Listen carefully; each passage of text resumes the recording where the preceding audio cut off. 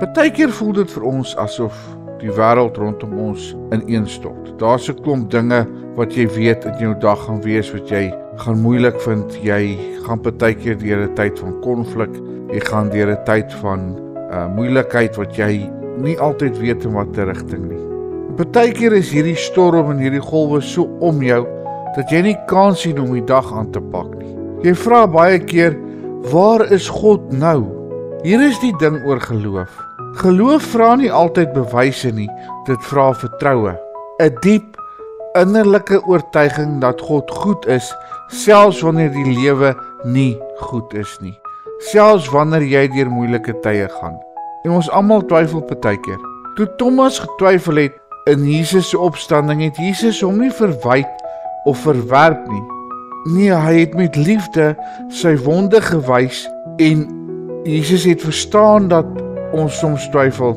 En is juis daar waar ons twyfel wat hy ons ontmoet en vir ons wys, kyk, ek het klaar oorwin. Ons lees dit in Johannes 20 vers 27. Daarna sê hy vir Thomas, bring jou vinger hier en kyk na my hande, en bring jou hand en steek dit in my sy, en moenie ongelowig wees nie, maar gelowig. Jesus sê juis vir ons dat in ons moeilike tye, in ons tye van twyfel, hier is die bewys dat ek regtig bestaan, moenie twyfel nie. En dan dink 'n bietjie aan die storm op die see, hoe benoud die disippels was, toe die boot amper vol water is, en tog het Jesus rustig daar gelê en slaap. Hy was teenwoordig, hy was in die boot. Hy was nie angstig nie, sy teenwoordigheid waarborg nie 'n lewe sonder storms nie, maar dit verseker dat ons veilig aan die ander kant sal uitkom. Markus 4 vers 37 tot 39. Skielik het daar 'n groot storm losgebars en die golwe het in die skei geslaan sodat die skei al begin vol word het. Jesus het op die bank in die agtersteewe geslaap. Hulle maak hom toe wakker en sê vir hom, meneer, gee u dan nie om dat ons vergaan nie? Toe staan hy op. Toe bestraf hy die wind en see en sê, hou op, bedaar.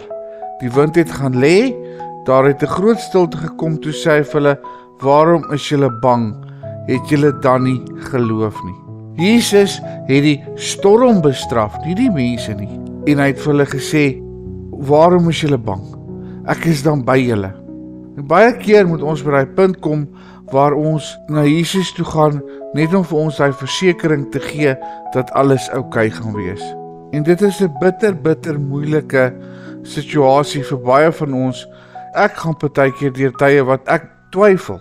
God is nie net met jou nie, hy is ook vir jou. En as God vir jou is, wie kan dan teen jou wees? Moenie wag vir die perfekte dag of vir die perfekte bewyse om op God te vertrou nie. Vertrou juis in die moeilike omstandighede ook. Gee vir hom alles wat jou vashou, wat jou terughou.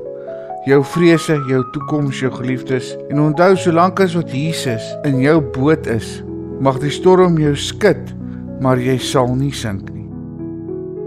Hemelse Vader, ons kom vanmôre na U toe en ons kom vra, Here, help ons.